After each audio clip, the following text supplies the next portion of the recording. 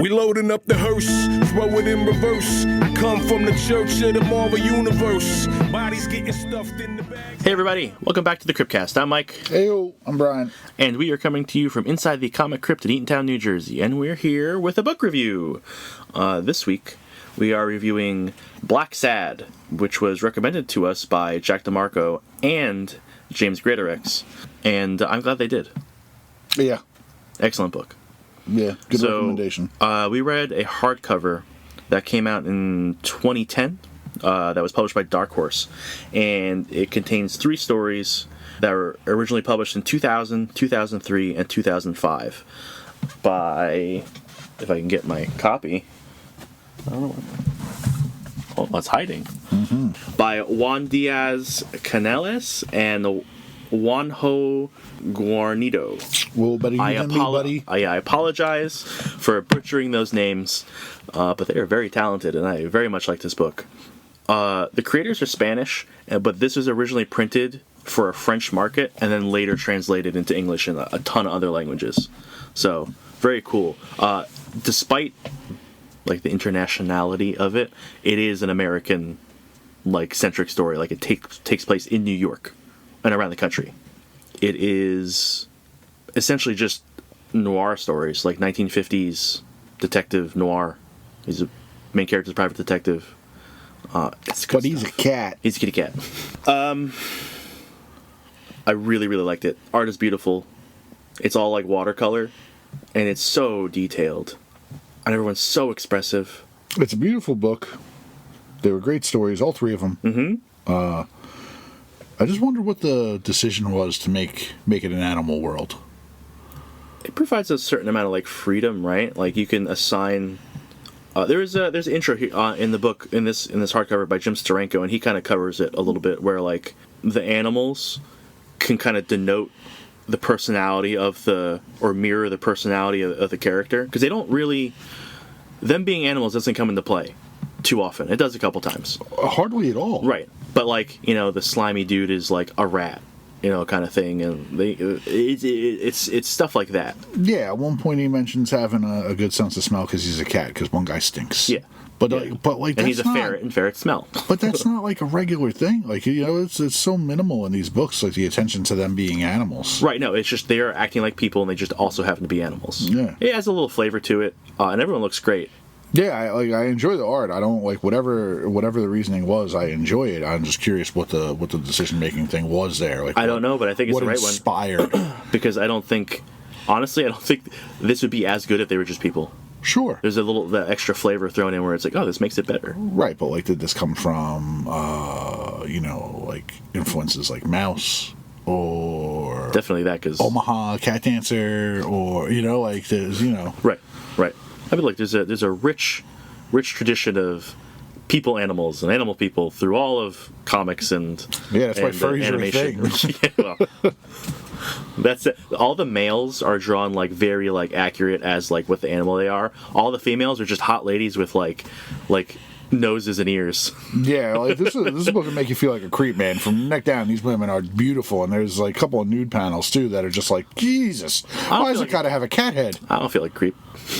Yeah, well, nope, I'm good. Stay away from my cats. Your cats aren't that pretty. My cats are beautiful. What's wrong with you? Huh? No, you're right. They are not. This guy's got a kid. And a dog. I don't know what I'm more worried about. It's fine. Neither of those are cats. They're relatively simple detective stories. When I say simple, and you brought this up earlier, they're not bad simple. Yeah, it's not low IQ simple. They're really well executed stories. Yeah, like when a clue leads towards a guy who might have done it, he fucking did it. Right. It's very much, here are the leads, I follow the lead. It either goes somewhere or it doesn't, and here's another lead and kind of thing. Yeah, he's a good detective. Right. Rarely is he wrong. Right. So an action-packed too. There's good. This guy throws hands. If they adapted this into a series of short animated movies, it'd be fantastic. Hell yeah. because they're like I said, they're structured very well, and they all have like some action scenes in them, along with sex scenes and stuff. So no sex scene in the second one. Anyway, can I? How? If you did at all, because I definitely did, and I did right off the cuff. Did this book give you Batman vibes? There's a specific panel in the second story where I was like, Blacksad is Batman. Is now Batman. Right. All right, so that's true, and I know what panel you're talking about. But first page, him standing next to the police commissioner, I was like, yep. I was like, that's Batman and Gordon working a scene together. Sure, yeah. I mean, their relationship is very, very similar. The commissioner smoking. Even better. Yeah. So, like I said, this takes place in the 1950s. All the stories. Our main character, John Blacksad, is a black cat with a white muzzle, and he's a private detective. And he is at the murder scene of an ex of his who is a movie star, or was a movie star. She has been shot in the head. And sitting next to him is the police commissioner. His name is Smirnov, and he is a German Shepherd. And the panel of this woman in bed, shot in the head, is awful because she's so beautiful. Like, so beautiful. Yeah. And she looks like a Hollywood starlet. She's in this like see-through negligee, just all sprawled out on the bed. Like, it's just like it makes you sad. Like, wow, this beautiful woman just got murdered. Right. I mean, you find stuff off later where it's like she didn't necessarily deserve it, but she wasn't like the best person. Who is? Yeah, exactly. But Smirnov brings Blacksad in just because like of the previous relationship. When he finds out that there's nothing he can provide, he's like, hey, get out of here, you can't work this case. He's too close to it kind of thing. Yep. But Blacksad goes, no, I have to, because I had a thing for her previously and that fell apart, so now I have to figure out who did this. The woman who was killed was a famous actress called Natalia Wilford, and she was also a cat. I'm just going to say what all the people are, just for like context. But then we get some background on how he worked.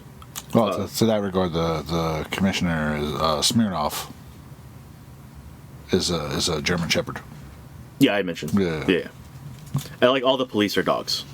There's also a fox that's a detective, but right. Like I said, they like the animals they are kind of reflect personality and stuff. I also like that the first couple of pages of like crime scene are very muted.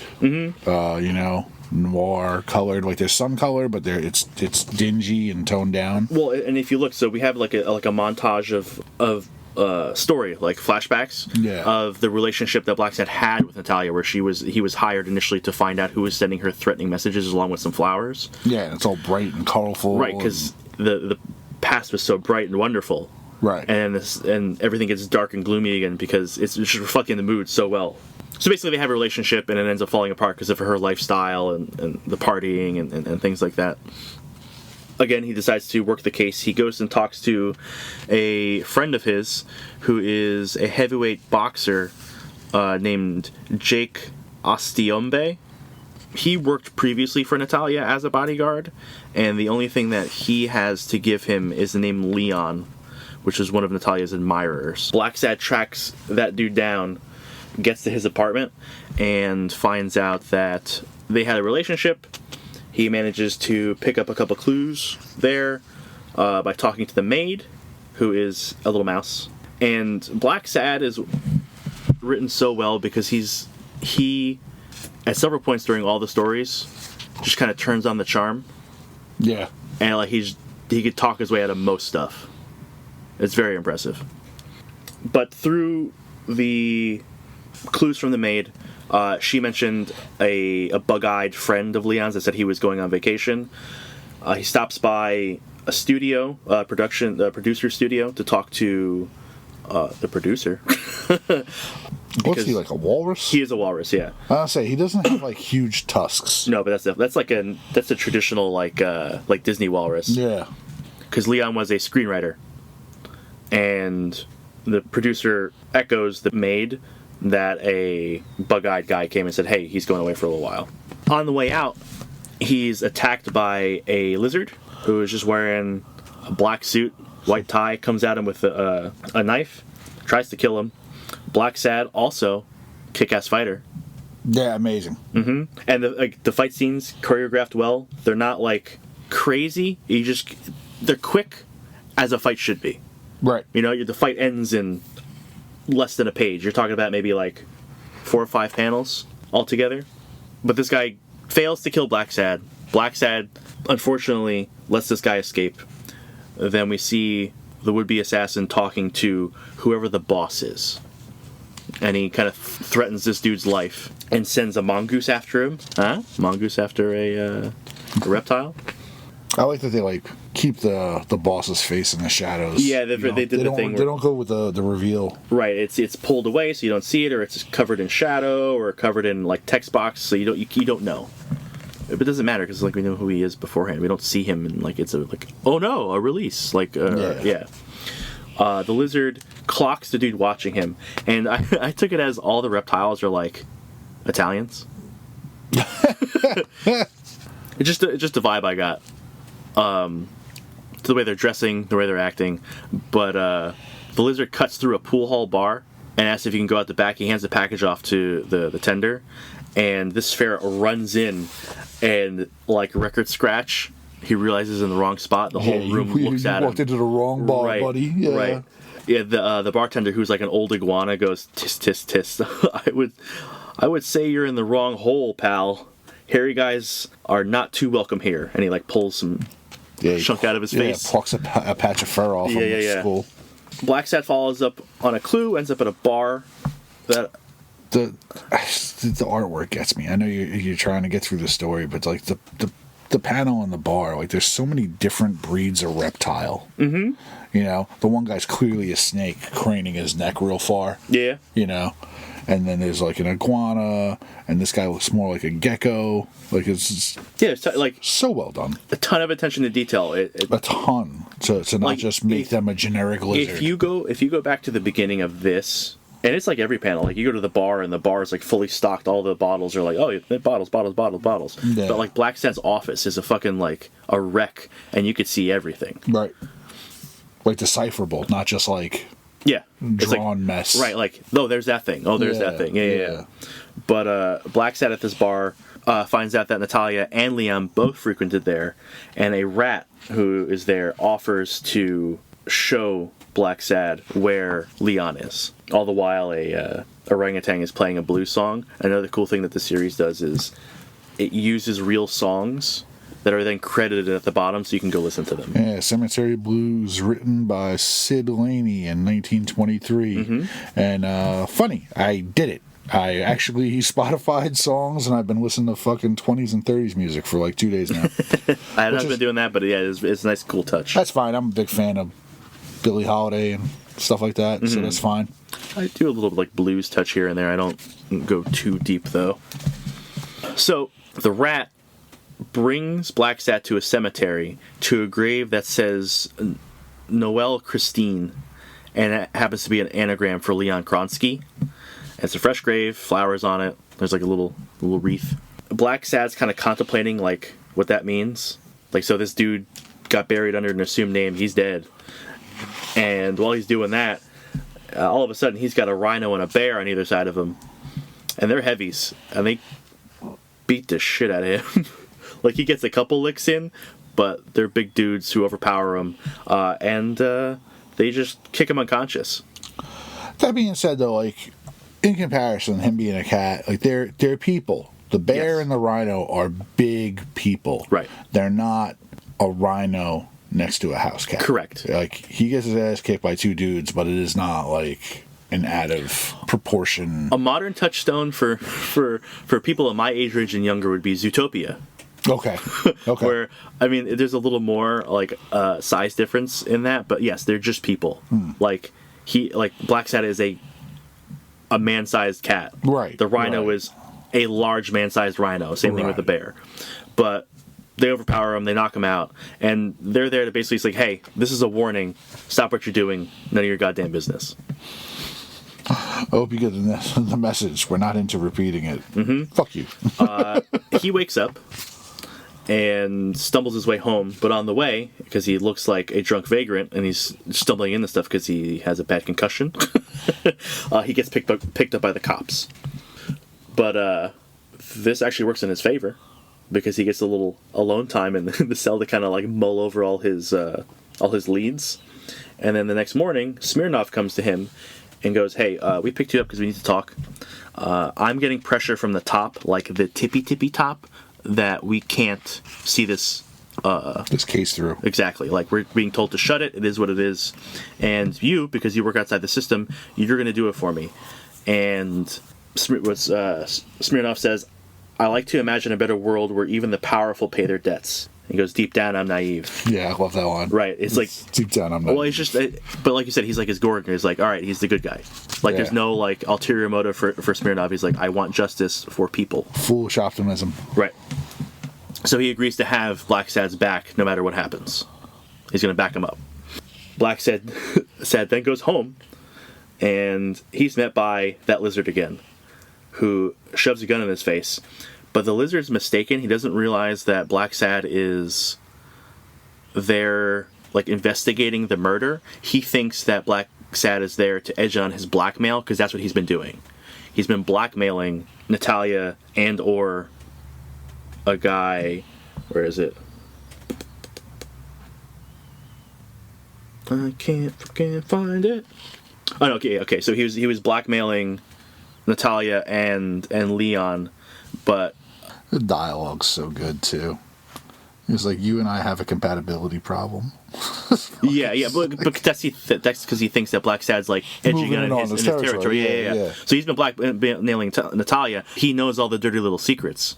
So as he's trying to pump Blacksad for information, a gun goes off. He gets shot through the chest, and that rat from previous is trying to kill Blacksad because he's a loose end. Blacksad gets a hold of the lizard's gun, kills the rat on his fire escape, and then him and the lizard have a conversation. A great conversation for a guy who's shot in the chest and dying. He's dying, slumped over on the couch.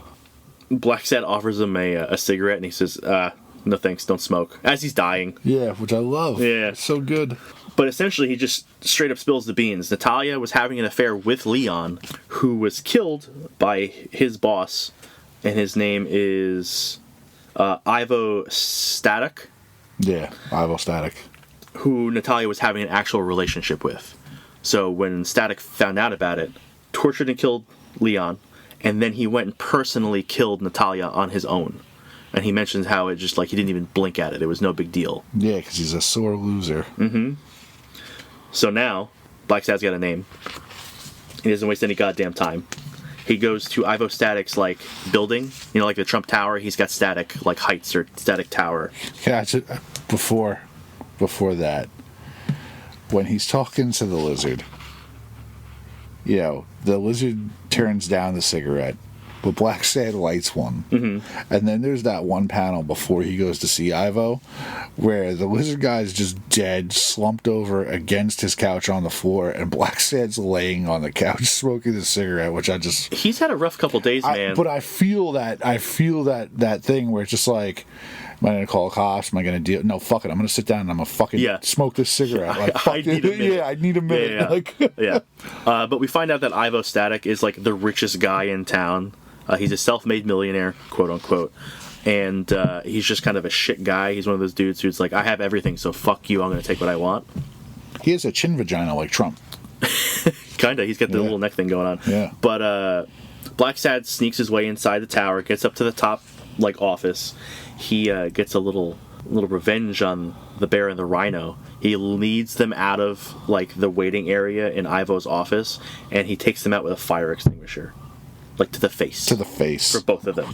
The facial expressions getting hit with the fire, so they're great, the facial expressions in the entire book the whole book. Like, they're so emotive, you know exactly what's going on. I mean, so much to the point that a facial expression gets Ivo shot. Yeah. But basically, the long and short of it is, Blacksad gets into the office. Ivo's like, hey, I need a good handyman. I'm going to hire you. Like, he just tries to hire him on the spot. Yeah, tries to buy him. Tries to write him, like, $100,000 check in, like, 1950s. That's crazy. And Blacksad's like, no, absolutely not. And he also tries to tell Blacksad who he is. Tries to connect with him in that. Oh, I mean, you don't have what I have. You don't have what it takes to do the dirty thing. Right. You know? Right. Yeah, he tries to buy him, and Blacksad's like, this isn't about money. I don't give a fuck about money. This is about justice and revenge. It's like, no. And then like you said, like, you don't have the balls to do this. Yes, you're missing the most important thing, which allows a guy like me to get to the top. Cold blood, because he's a lizard. Right, and then he's it's a turtle, lizard, frog, something. Yeah, he's got big bug eyes and kind of a short face. I would say like a turtle or a frog. I'm not sure. Either way, he does like a shit-eating grin, and this sets Blacksad off, and he shoots him in the head, like splayed over his desk, blood pouring out of his face. And Blacksad even said, if it hadn't been for that smirk, I wouldn't have been able to kill him. But the harm was already done, and his precious cold blood was leaking all over his desk. And then, true to his word, Smirnov covers his ass. He's got the bodyguards in, and they ask, they bring Smirnov brings in Blacksad, and it's like, is this the guy who did it? And the Rhino and the bear are like, yes, that's the guy who did this to us and killed Static. He did it. And it's like, oh, no, sorry, this guy's got an alibi. He was with this detective who was a fox. The whole time we were watching over him because he was a suspect. And they're like, this is rigged, man. It's fucked up, blah, blah, blah. You bastards set this all up. And Smirnov and Blacksad walk out, and Smirnov kind of regrets having to do this. I mean, Blacksad's probably not happy about it either. But Smirnov says, anyway, I'm trying to say is that I'm not too proud of myself.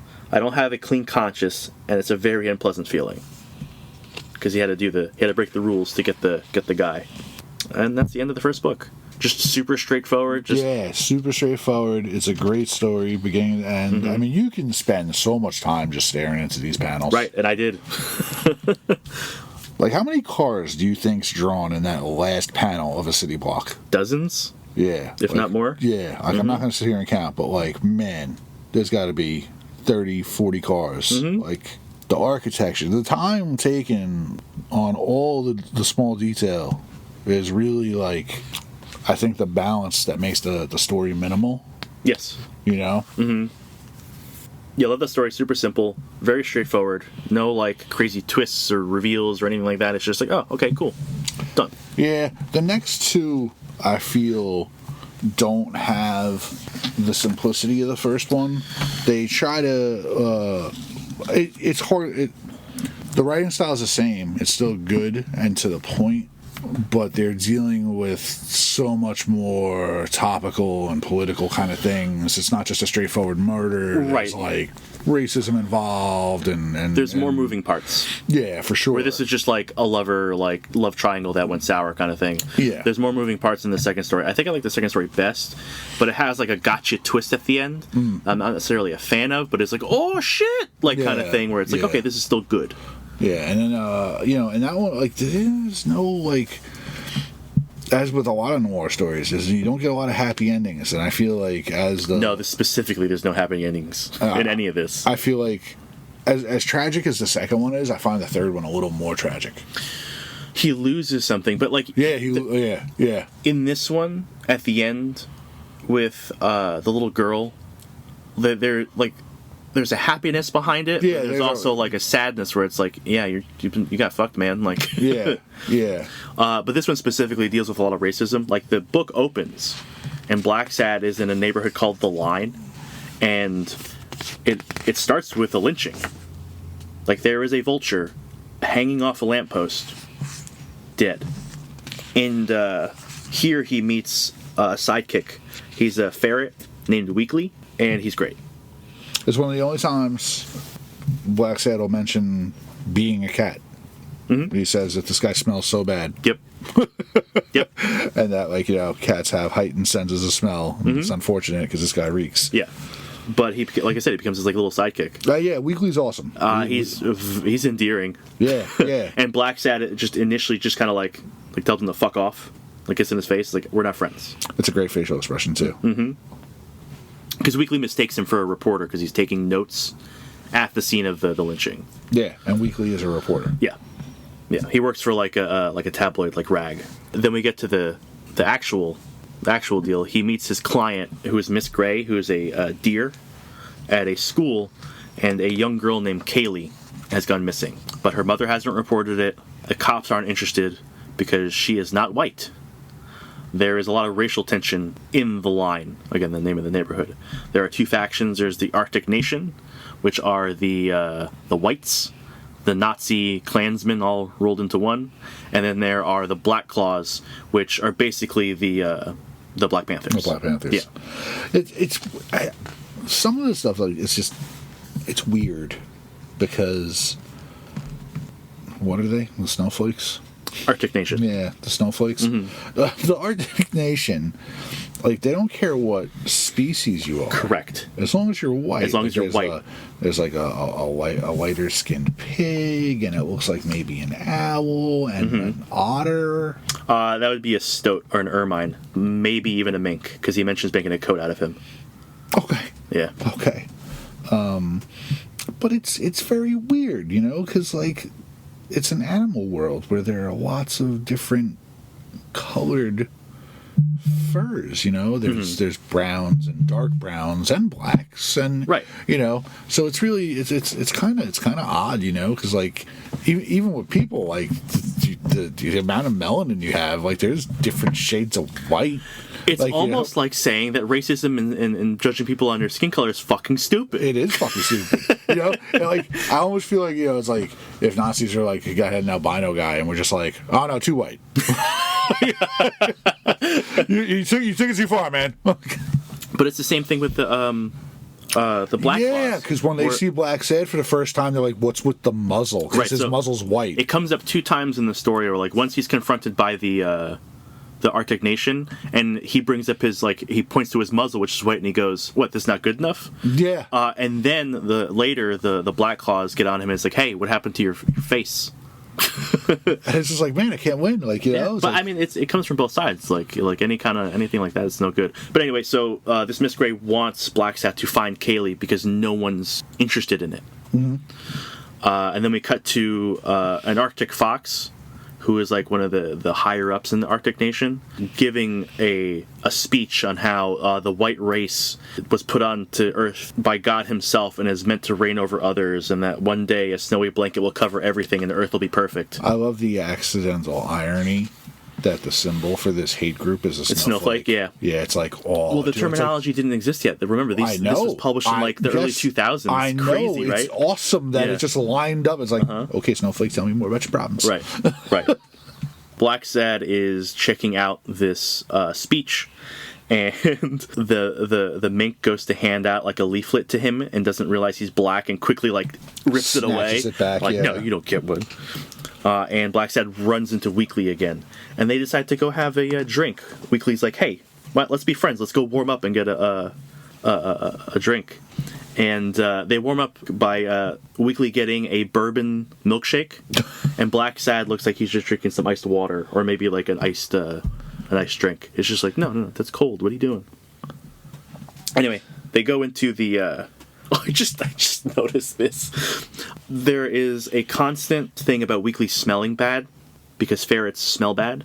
If you look, there is a bloodhound sitting in the booth next to them, sniffing him, and you see it in the next panel. It's and his eyes go wide. I didn't notice that before, but they're talking. And then he's walking out distressed. He smells so bad, he's walking out distressed. But again, one of the only times that, like, whatever animal they are affecting their behavior in the story at all. Otherwise, they're people. Yeah. But there is an old magpie playing at a slot machine in there, and some Arctic Nation members come in. And it's the Arctic fox, a pit bull, and the mink, and they start harassing him.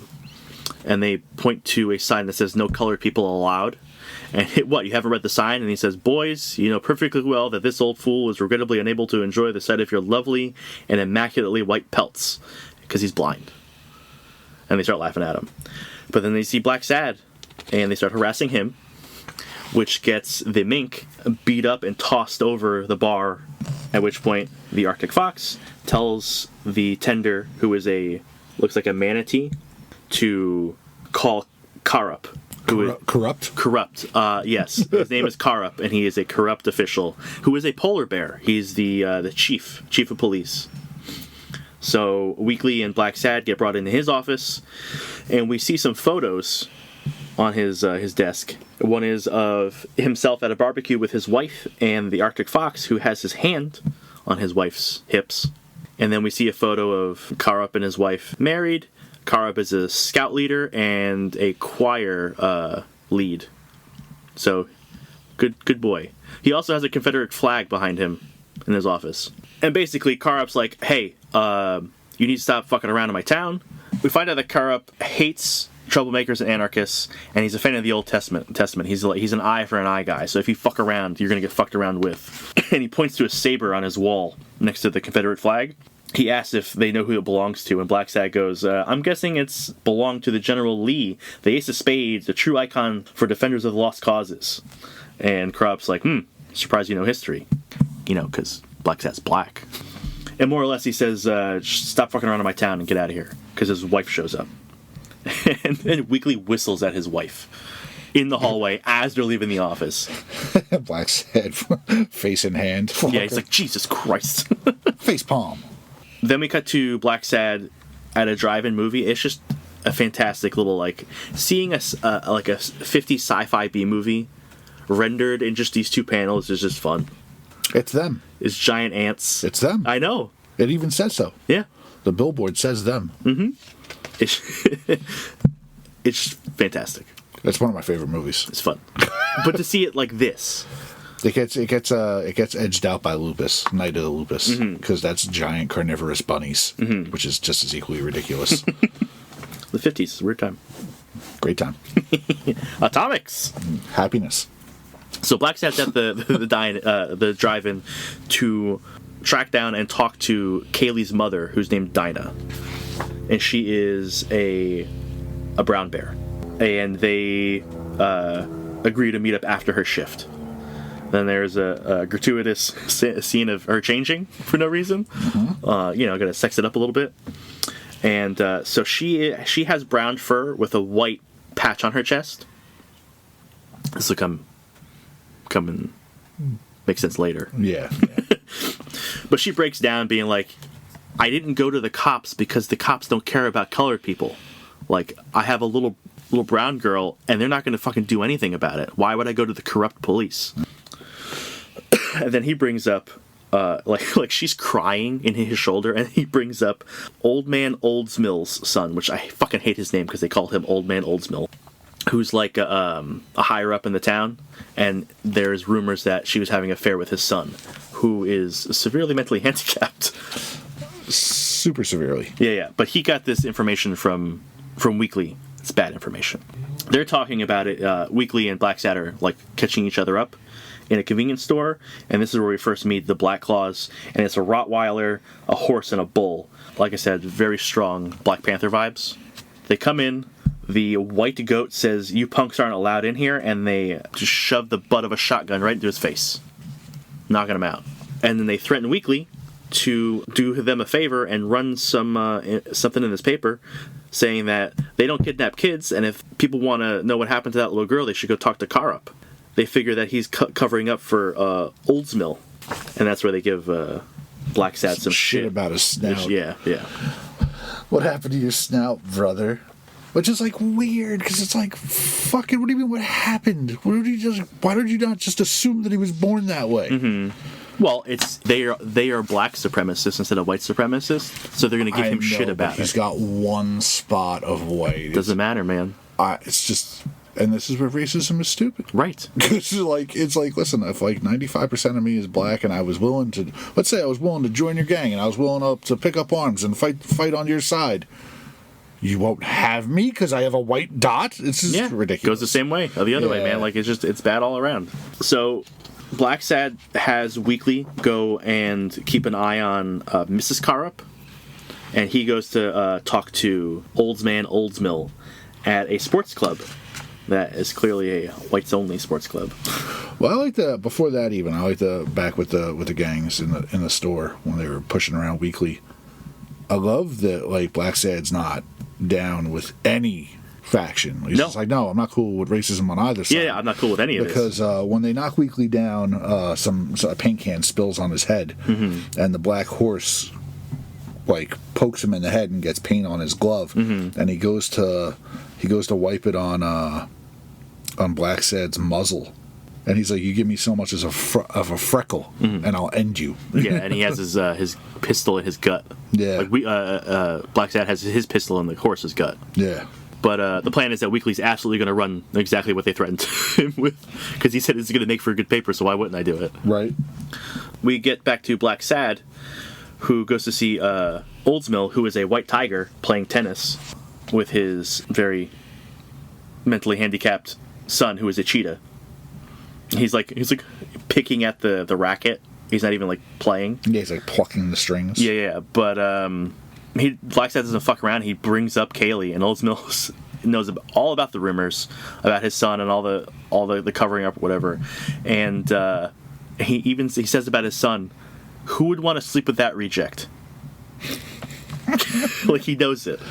But again, Oldsmill starts discouraging the black element of the community, and even mentioning that Karup was once married to a black, and says the blacks are lowlifes that ruin everything.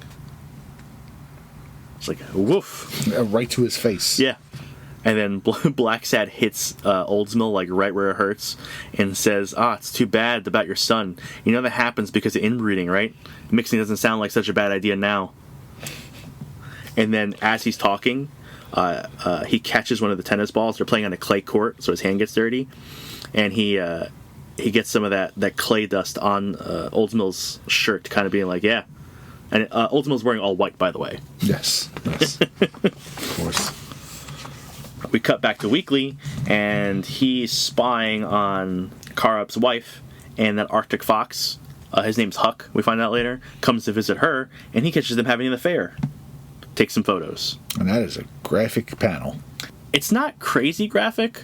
Like, you know what's happening. All you're really seeing is, like, some side boob with nipple. Sure. But, yes. But Weekly gets some photos. He meets with Blacksad again and lets them know what's going on. He says he had followed Karup's wife after the fact, and she met up with Jezebel at a diner. He didn't hear much, but it looked like that Dinah was kind of, like, nervous and distressed. Again, Dinah is Kaylee's mother. And she doesn't know if she was threatening her or what was going on. But he did hear Dinah say, she's my daughter, I won't let her suffer. So, now that Blacksad has figured out that Oldsmill has nothing to do with it, he's determined, he goes hard at Karup. On the outside the church, he confronts Karup. Oh, I'm sorry, I skipped a whole deal. Alright, so Weekly tells him about the meeting, right? And then Blacksad goes to talk to Dinah, because this is clearly an issue. A clue? Yeah. Yeah. But he finds her dead in her apartment. She was stabbed by a long-edged blade, it looks like. Perhaps a saber. Like a machete or a saber. Mm-hmm. Suspicious. So he then goes to church as it's letting out, and confronts Karup and his wife, basically going, what would your beloved General Lee think of the way you use his sword? And he's like, I don't know what you're talking about. And then his wife, whose name is Jezebel, which I think is fantastic, corrupt and Jezebel. Yeah, telling. Gets very, very defensive, and like is screaming in Blacksad's face. And this attracts some of the other Arctic Nation members. And the fox, Huck, gets up in Blacksad's face. Is this shack of shit bothering you? And Blacksad goes, well, if it isn't Romeo, then whom exactly are you defending? Your chief or his attractive and welcoming wife? And Karup's face is like, huh? So he oh boy. I think he just swats his hand off him too. He's like, get the fuck off me. Yeah, it's just the balls on this guy. Like Blacksad to be able to do that. After church. Like, as they're exiting church. Right, but basically, like, completely surrounded. Yeah. Like, they could have just kicked him to death right there, and it wouldn't have mattered. And he's just, the balls on this guy. He walks away after dropping that fucking grenade. Then we see Karup leading a choir of children. That ends. Huck comes in with the Weekly's newspaper and lays it out, and Karup's like, all right, that's it. No more truce. We're not fucking around. We're going to take people out now. So they imply at certain points that Karup's like a little into kids. It's never proven. That's what I'm saying. It's never proven. I'm asking from the art, from the little interaction. Mm-hmm. Do you think so? No, I think he's just a guy who's very sweet to white children. I didn't think so either. But it is implied that he messes around with kids, and that's a trigger that sets him off several times. I mean, who would not? Right. Set off by that accusation. Right. But the fox, Huck, goes to him after Karups goes, get my car. We're going to go, round up the boys and do the thing. He's like, hey, speaking of the cat, you didn't believe a word he said, did? And then Karup just wallops him. It's like, if you had to ask. Right. It just basically beats the shit out of him. But Karup says to him, like, I haven't killed anybody yet. So he's implying that he did not do anything. Right. And then we get to the Batman panel.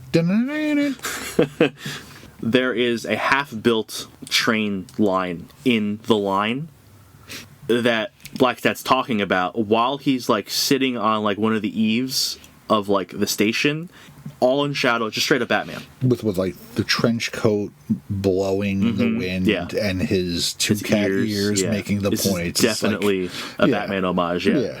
It's a fun little thing. But he's comparing the unfinished train line to how like the promise of this neighborhood just falling apart into ruin. And all the colored people having to pay the price for it. He is tracking that magpie, the blind guy, because he thinks he knows more, and he catches him trying to pawn off Weekly's camera. And then he convinces him, by threatening him, to take him to where Weekly is. And the magpie, several times through the book, says he's just trying to get to Vegas. Yeah, he's a senile old bird who only wants one thing, and that's to play slots at Vegas. Yep. Well, I mean, here's another thing where like magpies steal shiny objects. Yeah. So and he's obsessed with coinage, going to Vegas and seeing all the lights and winning the money and stuff like that. Then we cut back to we cut to Karup's place, and he confronts Jezebel, asking if it's true, and she's like, no, of course not. I hold on, I'm surprised you even paid attention to that oath. You know better than anyone that I'd never let any man touch me. It disgusts me far too much. Him and his wife have never had sex. Yep. And he's like, oh god, Jezebel, it's unbearable to think that someone else is enjoying what I've been denied for so long. And then she kind of sticks the knife in a little bit. It's like, this is arranged. I'm here to make you look good. I'm here to make you look like a good white Christian man. So shut your mouth. This was the thing. And then she brings up the kids, like the choir kids, and this sets him off. Like he tackles her down to the bed, is in her face, like scary polar bear looking. And then that's when she brings up like, hey, if you fuck with me, your image is out. You can't just toss me out like your ex-wife. You tossed out your former black wife. You can't do that to me. I'm white. Yeah, I'm not some poor black girl. Mm-hmm. Then we jump to an abandoned plane factory, and simultaneously, a bunch of the Arctic Nation boys are headed in, and the magpie, whose name is Cotton, is leading Blacksad through there to bring him to Weekly. Turns out it was a trap, and there's a pig waiting in a clan uniform to get him, but Blacksad fucks him up. But hurts his elbow in the thing. He Batmans him. He elbow pops him from behind. Mm-hmm. But he also grabs his elbow after, like, goddamn, ow. And we see Karup show up in red Klansman robes, which means he's the leader. But when he gets there, and he said, all right, let's start this, Huck goes, yeah, let's go, boys. And all the guys tackle Karup and pull his robes off of him, tie him up, and ask him, what's going on here? Can you explain this bloody child's dress that we found in your trunk? And he's like, I didn't do nothing. So they string him up and get him ready to hang him. Basically saying that today's a grand day for our organization because they got the kitty toucher. Yeah, so Huck insinuates that Karup is messing around with kids, that he killed that poor black girl, and it's just being like a bad white Christian. Mm-hmm. So they're going to hang him. Also, Weekly's there, tied up, because he's next. I will mention that there is a burning cross here as well. Yep. And again, everyone's in Klan uniforms with hoods and all and torches. Yeah, it's unmistakable what they're supposed to be. I don't think they started off in Nazi uniforms with armbands. But look, snowflakes. Yeah. Blacksad gets there just in time to see Corrupt hanged.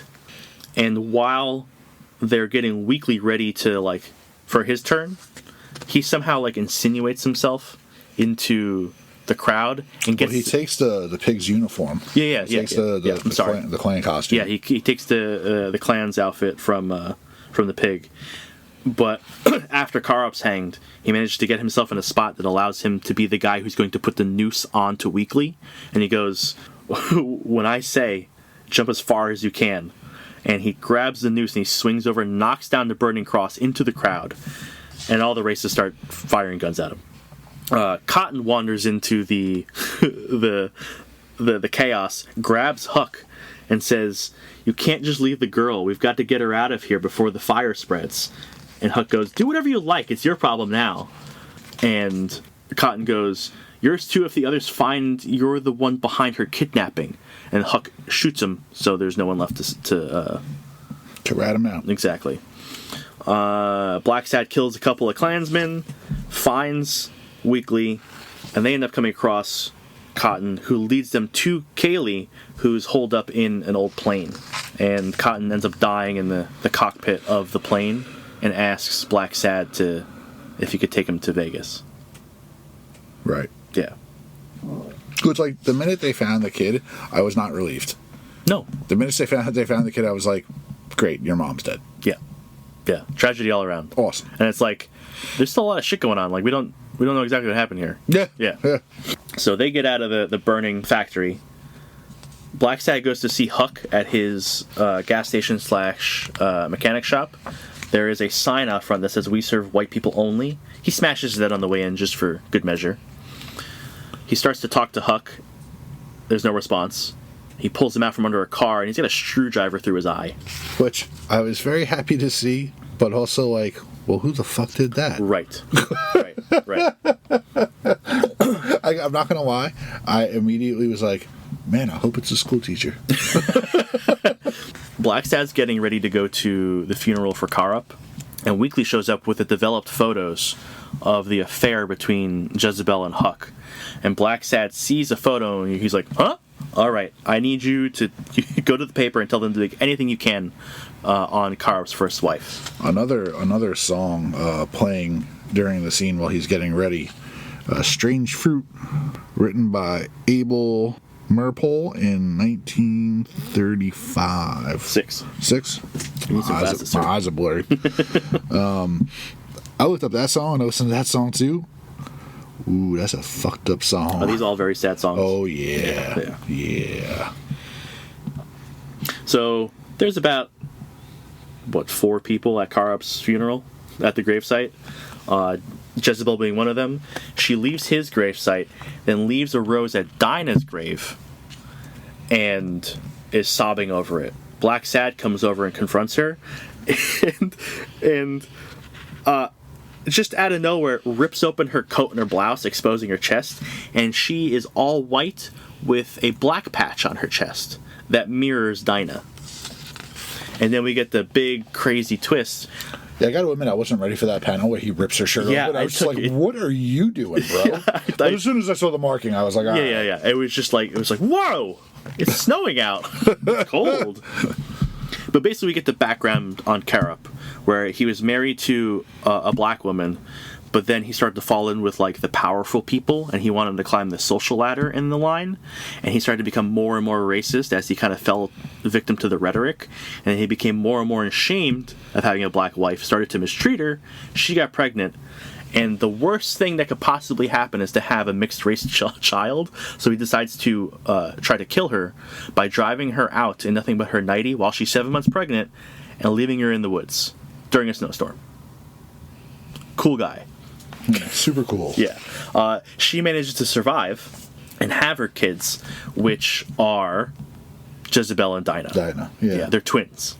Their mom dies because she's a single black mother trying to raise 2 kids after being abandoned and abused. And they come up with a plan for revenge, where Jezebel will seduce their father, get him to marry her, so they can fuck with him. And they hire Dinah as a maid. Right. Yeah. Right. And it turns out that the kidnapping was entirely staged so they can get Karup out of the picture. Dinah agreed to this. It was a plan between Dinah, Jezebel, and Huck. Huck had it arranged, and everything that came after was just like, was not supposed to happen. Huck killed Dinah to keep her mouth shut so there would be no blowback on him. And then Jezebel killed Huck for killing her sister. Yeah. And that's it. The book closes with Blacksad talking to Miss Gray, the dear, the school teacher, saying, hey, you're doing good work here. Like, raise these kids to be, like, unprejudiced. You're working for a better world kind of thing. And we see Kaylee playing with school children, specifically with a zebra. Right. Because it's black and white, and even... Fuck that kid. Right. But it has this happy ending that she's found, but her entire world's been shattered. She's got nobody. Yeah. And the two of them share this look where she's standing after, like, playing, and she's just got this sad look on her face. And Blacksad and her meet eyes, and it's rough. Yeah, because he just turns around and walks away. Yeah, he can't do anything. He's just like, yeah, your life's shattered, kid. Sorry. Like, I'm feeling it too. And then the book ends on a happy note, because the last page is like, hey. Wait, who's the kid's dad? They never say. Right, they never say. Right. But, I mean, Dinah was a single mother anyway, so... We can choose to believe that the dad gets notified and picks up his little girl. You would hope. You would hope. Previously in the book, Weekly said his name came from the fact that they only see him in the office weekly because that's all he needs to be there, because he's out getting blockbuster stories. At the end here, he goes, hey, since you saved my life, I'm going to tell you the real reason my nickname is Weekly. The boys at the rag claim I change my underwear only once a week. I'm not known for being very clean. And this is the only time that we see Blacksad laugh, and he's like cracking up. Out loud. Yeah, it's hysterical. Fun. Yeah. And they drive off. And then we're on to the last story in the book called Red Soul. And I'm going to kind of zip through this because I don't know how to put it. I love that he's in Vegas bringing... Yeah. I forgot his name already. Cotton. Yeah. For bringing Cotton's ashes to Vegas. That's fun. He goes to Vegas partly because, he promised somebody. There's a splash page in between issues, and it's him releasing the ashes. Yeah. And as soon as I saw it, I knew what he was doing. I was like, Yeah. Without having to read the next... Yeah. We'll just skip my little preamble there because it doesn't matter. With this one, he starts in Vegas, and he's employed by an old tortoise named Hewitt Madison or something like that, right? What's his name? Hewitt, whatever. He's an old tortoise. And he's there stopping people running away with money at poker games. He's stopping chicks who are pickpocketing this old man. Which is fun because, the poker game, the tortoise wins, the hare grabs the money and runs. And the tortoise, the hare thinks he wins, right? Yeah. And then the tortoise goes, oh no, I win. And then the hare like, what? And he grabs all the money, tries to run out. Blacksad catches him, and the tortoise still wins. So he's bodyguard for this guy, which ends up dragging him back to New York.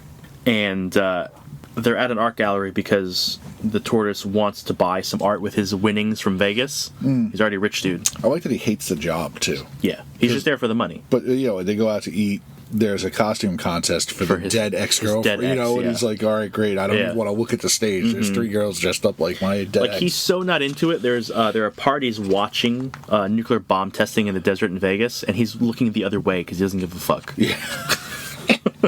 He's very likable. Yes, very relatable. But in the art gallery, he ends up hooking up with Smirnov. Again, they have a nice little interaction. They're both very happy to see each other. And Smirnov's wife invites him to dinner, but he's like, I'm busy. I'm dealing with this guy. Yeah. But he ends up seeing a flyer for a talk by it's a lecture on nuclear energy, but he recognizes the name, Otto Lieber. He goes to check out that lecture, and at the end of it, there's the guy who kind of funds the whole thing, Samuel Gottlieb, He is a philanthropist who is allowing this to happen, and he immediately clocks this guy as an asshole. He hates him. And this dude's a Dalmatian. Like, after a show like that, I could have added another label. Asshole. Yeah. So it turns out that Blacksad knows the presenter of the lecture. His name is Otto... Fuck. His name is Otto Fuck. Otto Fuck. His name is Otto Lieber. When he goes to talk to Otto, he's stopped by a very attractive cat lady named Alma. They give each other a little shit, and then Otto comes over and is like, Alma, he's a friend. And they hug. Yeah, he has a nickname for him. He calls him Smart Aleck. Yeah, Smart Aleck. Like, oh, Smart. And it's like, man, I wish I had some context for that. Like, these characters are so, like... They feel so natural, engaging that you're like, man, I want the backstory. I want all of it. Like, yes. you know? Yes. I mean, the limited backstory we get is the fact that Otto Lieber's dad, he was a minister, and they called him the minister or whatever, funded programs for underprivileged children in Blacksad's neighborhood to get them proper educations.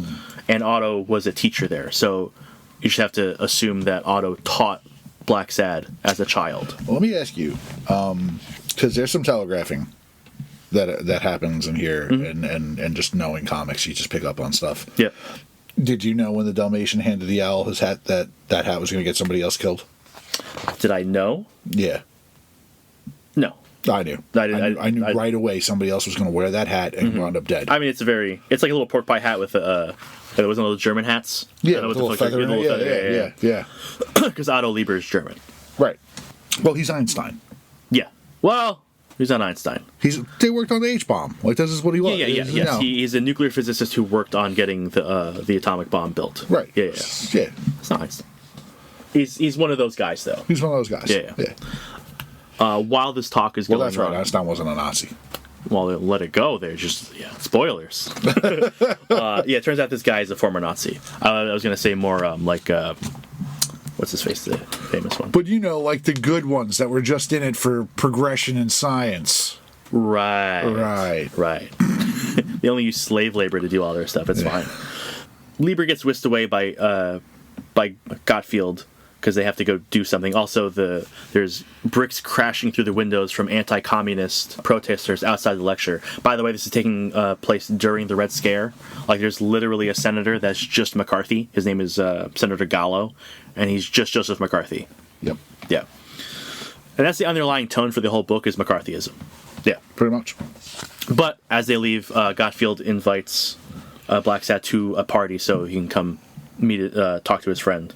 At the party is a bunch of artists and scientists, but they're all red leaning, communist leaning, and an animal with a tail, which you don't see. Yeah, like a mongoose, or I don't know what it is. It's the first time I think. Yeah, it's the first time I noticed the tail on anybody. I was like, what? Yeah. Well, when Blacksad walks up, he's walking across a private beach up to the house, and there is a bison who is just Allen Ginsberg reading a poem to a thing. But he goes through a list of prominent actors and screenwriters and scientists who were all there at this party.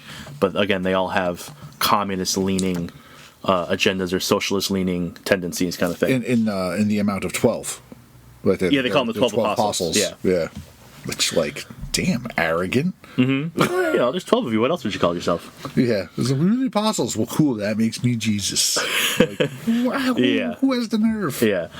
In the ocean, someone's drowning. So Blacksad immediately runs out to save him, and it's Gottfried. Or Gottfield.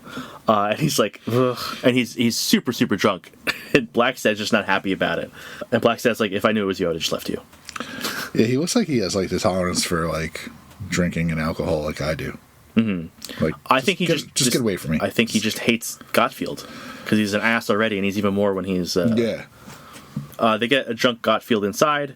Blacksad comes out, and another owl called Otero, who's one of the 12 apostles, also ran into the water to try to save him, and he's soaking wet.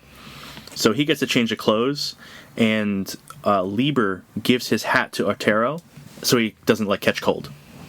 Keep him warm. And Lieber and Blacksad are going to go talk later. But then we see a pair of snakeskin boots and a leather fringed jacket. A leather fringed jacket. Hiding in the bushes. And those articles of clothing belong to a crocodile who sneaks into Otero's house and kills him. Thinking that he's... Lieber. Lieber. Yeah. Then we get Senator Gallo, again, the Joseph McCarthy guy, talking about the danger of communism and how it's spreading through the world, blah, blah, blah. They should have called him Senator Polo. He's a chicken. No, he's a rooster. Alma, the cat lady who's a writer, and Blacksad have a little connection. They flirt some and have a little back and forth. It's very nice. And then Blacksad goes to investigate Otero's murder. First, he goes to talk to a very skinny Russian bear painter. Sergei Litvak? Yes. And Litvak thinks that it was the anti-communists who did it. And he throws Lieber's hat to Blacksad, saying Otero can't return it anymore. Blacksad heads to the university, gives the hat back to Lieber, and has a conversation with him. But also a clue. Like, he realizes in that moment that the hat's thrown to him that Otero's not the target. Right. He says, like, hey, you should take it easy, go underground, because whoever killed Otero was probably going after you. I like the scene of Blacksad walking through the school with all the girls staring at him and the guys looking annoyed. Like, clearly Blacksad is a stud. Yes. Yes. And then when we go backwards, all the couples are fighting. Yes. Yes. Blacksad starts to spy, to look after Lieber, and he sees him making covert drops with Litvak at a parking garage, and he's like, hey, if something is suspicious, it's because it's happening in a suspicious place at a suspicious hour with a weird thing happening. So something most definitely underhand is going on here. And then he sees that crocodile plant some explosives. His eyes bug out of his head.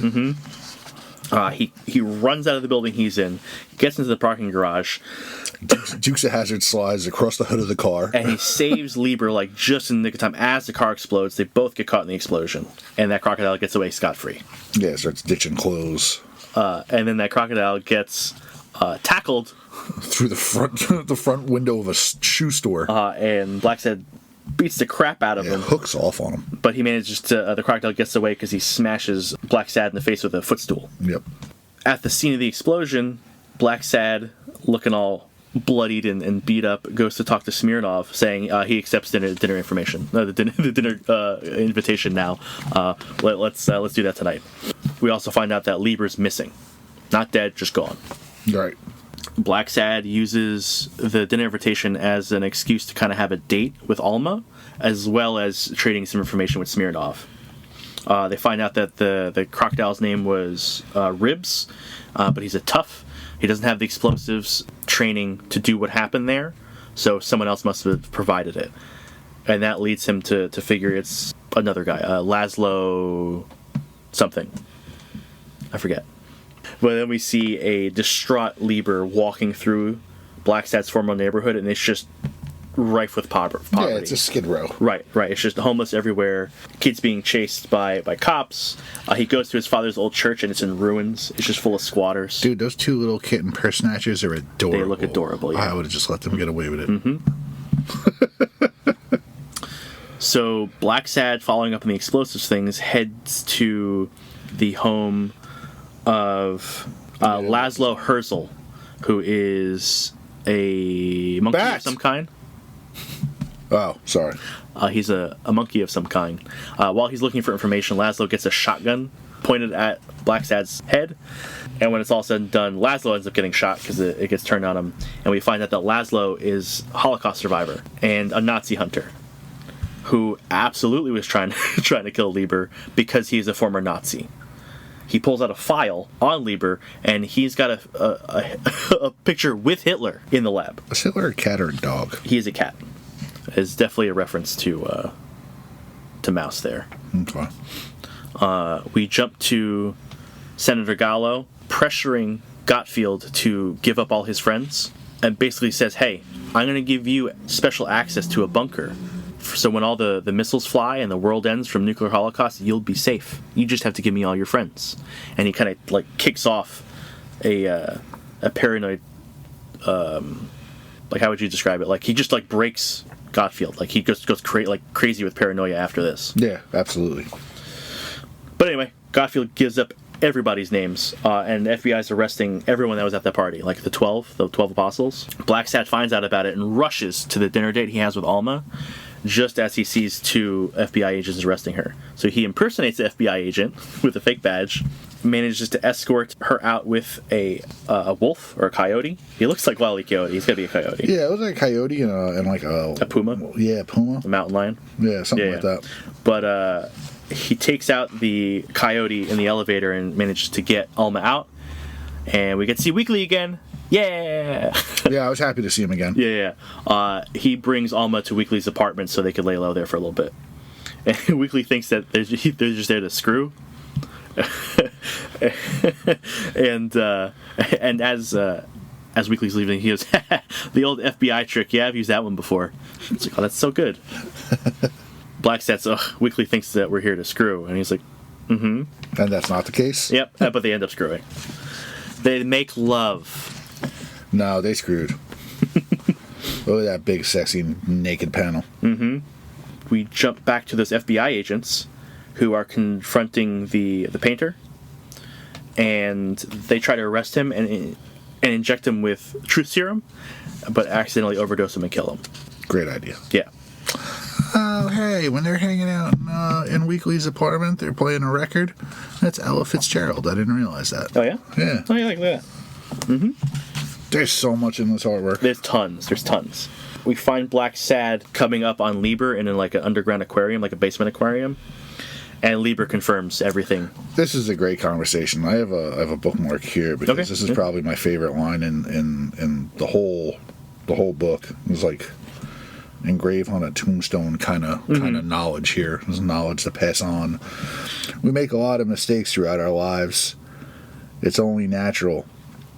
There's no other way to learn. The anguish is when others pay for those mistakes. It's unfair, it's cruel, and it's tragic. Mm-hmm. It's like dropping knowledge. Yes. The gist of the conversation is Lieber is lamenting at his life choices. Being like, he's done bad things, and clearly he was trying to atone for those bad things with teaching children and trying to further the good in the world. Well, it goes along with, like, when you become a scientist on that level and you start fucking with certain things, it's like, we always ask, can we? We never ask, should we? Yeah, but it's less that, I think, it's him just trying to, like, get grace for being a Nazi. Yeah, I mean... But he feels like he failed himself, his father, like, because everything he did means nothing. But guys like science, they're going to get, like, wooed by things like, a Nazi faction because they can finance his work. Well, he's German. He was there. That's the system he rolled into, and he was willing to take part in it. Yeah, but doesn't make it okay. Right. Yeah, he still profited from slave labor in the Holocaust. But I think he's rightfully guilty about that. And it shows consistently. But he also made the mistake of he was feeding formulas to Litvak that would allow the Russians to build their own nuclear bomb, right? Which was going to get shipped to them. Blacksad's like, what? So Litvak has the formulas, and Lieber's like, oh, this is a mistake. I shouldn't have never done that, because he thought that mutually assured destruction would keep everything in balance. Right. Yeah, he was pro that, and he realizes now that's a mistake. Boy, would he love today's society. Well, it was worse then. Well, we all have nukes now. Yeah, but the height of it, like, they were doing drills in schools around this time. Yeah, we're heading there again. Look at the fucking psychos we have that have their hands on the buttons now. Yeah, you're not wrong. Anyway, Blacksad finds out about this, and he's like, I gotta go to Litvak. And he goes, and he finds Litvak staged in his house as if he just died in his chair. And then he has the epiphany that, Litvak's an artist. And he looks at the painting, and all the formulas are in the paintings that he's been selling off. So he takes the initiative to try to find the one that's being shipped out. He has a fight with some monkeys, some German monkey dock workers, and there's no way for him to know which of the paintings being sent out has the formulas in them, because they're copies of two. One's going to East Berlin and one's going to somewhere else. So he decides to slap a sticker to Australia so they don't ever get to Berlin, and now they'll never know which one's which. Clever cat. But in doing so, being implicated in this whole ring of communists, the FBI finds him, he gets arrested, he has a conversation with Gallo, and he plays coy, being a dick to Gallo about the whole thing. But he makes a deal, wherein he has to spend some time in prison.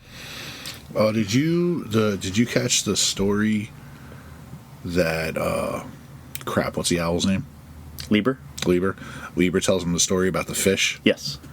Did you catch that when he looks at the the tie? It mirrors that. Yeah, there's Lieber tells him a little thing about how the specific species of fish acts and how it eats, but when it decides that it's going to die, it sacrifices itself to be eaten by the same fish it eats. Right. And he that's mirrored in Gallo's tie, and he comes to a decision that he's going to have to sacrifice himself in order for things to work out. Right. So he has to self-sacrifice his time, meaning that his budding relationship with Alma falls apart, but he's able to secure Lieber escape and to kind of make this all kind of go away. But the end of the book is basically relationship with Alma ruined.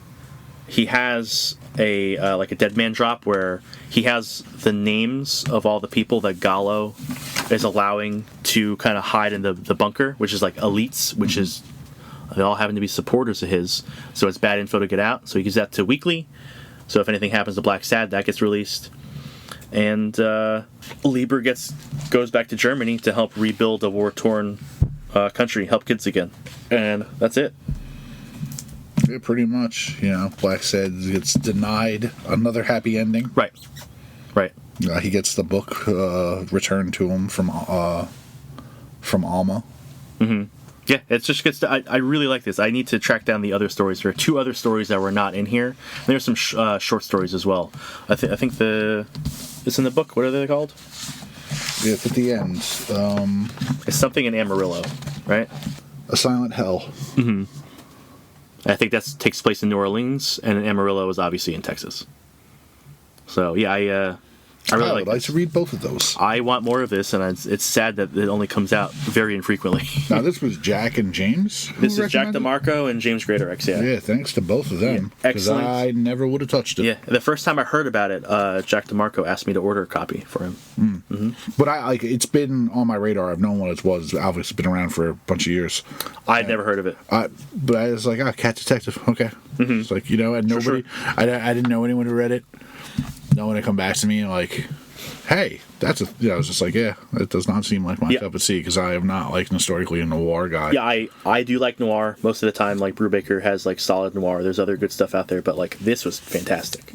They're easily digestible, not overly complicated stories. There's just the right amount of like twists and turns. Like you said, they're very straightforward. Either like a clue leads to something or not. Yeah, I was waiting for them to be more complicated than they were. Yeah, no, they're very straightforward. I mean, the second story had like, oh my god, they're sisters, and that that's their Karup's kids. Like that was a really weird one, but it worked. At the same time, like I didn't see any of that coming. Right, like I was surprised and shocked by things. So But even like the twist that Lieber was a Nazi, it's like, okay, but that's not like super integral to the story. It's not that terrible. Like it's weird too, because like, I think part of me that keeps me away from noir is that I like happy endings. Noir doesn't have happy endings. I know, but I want the hero to get the girl, and that's not like going to happen. This guy has to remain being a sad sack. The thing is Blacksad has moments of happiness. Like he gets to be happy. It's just not permanent. It's all fleeting, and it's either by his choice or not. He's a Dennis Leary routine. Cigarette, a cigarette, a beer, a cup of coffee. That's happiness. Yeah. I loved it. I'm super happy. James and Jack recommended it. It's fantastic. Yeah, thanks, fellas. I have to look up to see if these guys did anything else, because I have not. Because I think it's written fantastic, and the art is just, I cannot say good enough things about the art.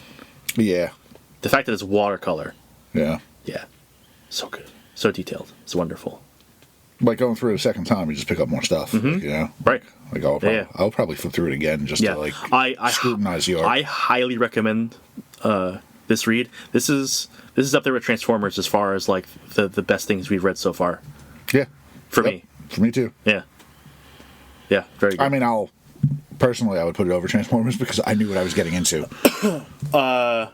That's fair enough. Sure. Yeah, sure. Yeah. They're good for different reasons. This is more structurally sound as a story, where Transformers is like, oh, this is comic book bullshit. Well, that night I already read it. Like, I'm reading it in a single issue format. So when we did the trade, it was like, I'm just brushing up on Transformers. Right. And I know what to expect from the characters history-wise anyway. This is just completely, blindsided me with epicness. Yeah, this is just So good.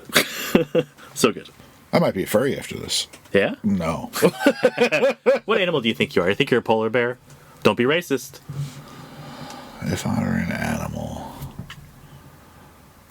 is there like a pothead animal? There are particular types of monkeys that will eat fermented fruit and get drunk.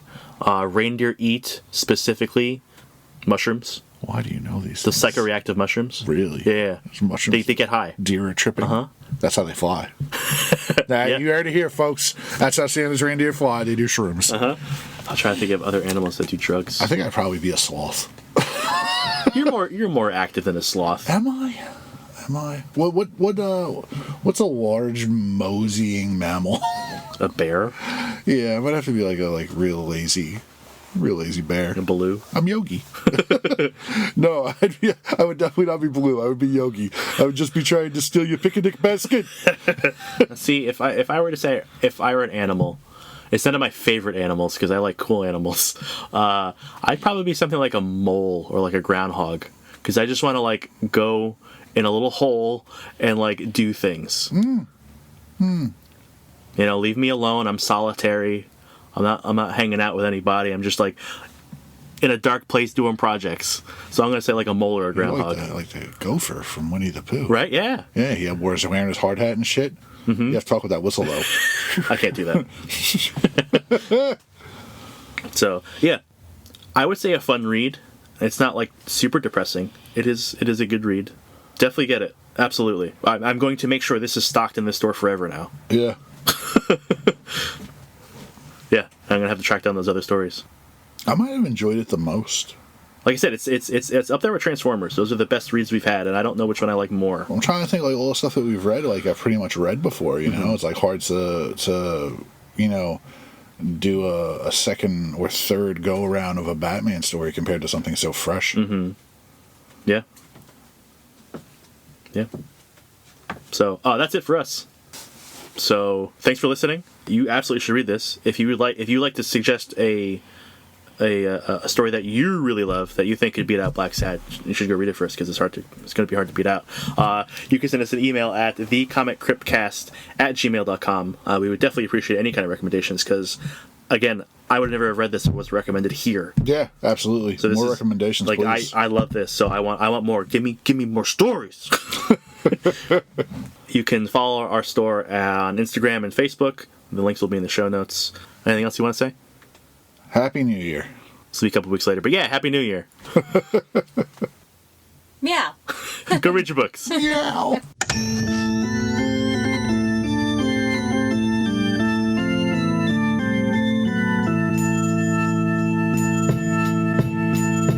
We loading up the hearse, throw it in reverse. I come from the church of the Marvel Universe. Bodies getting stuffed in the bags like comics. The hardcore get it while the soft bitches vomit. I came to this earth on a radiated comet. Now the planet is in perilous danger because I'm on it. Fly super villain with the superpowers in me. Got the red issues and all my shit is minty. Body like Ben Grimm, suckers I be beating down. Look around and we be found chilling out in Eatontown. I be at the comic crypt stacking up the kryptonite. Doomsday and Superman every time I grip the mic. Dark Phoenix overloading, supernova sunspot exploding. I'm the Punisher reloading Bobby Drake when he's frozen. Storm forming ominous clouds over the ocean. Working with Professor X to master my emotion. Have you posing in the box whether you know it or not. I'll easily bag your bitch like Logan did to Scott. Mr. Sinister plots when I administer shots to clone Gene from a jeans. Then this shit'll get hot like Inferno. Burn slow, humans are ash. God loves man kills in the days of future past. Now I'm working on a science lesson. Me and Brian Stratton, a rat in a cage who can't stop buying X-Men. Like a flower, like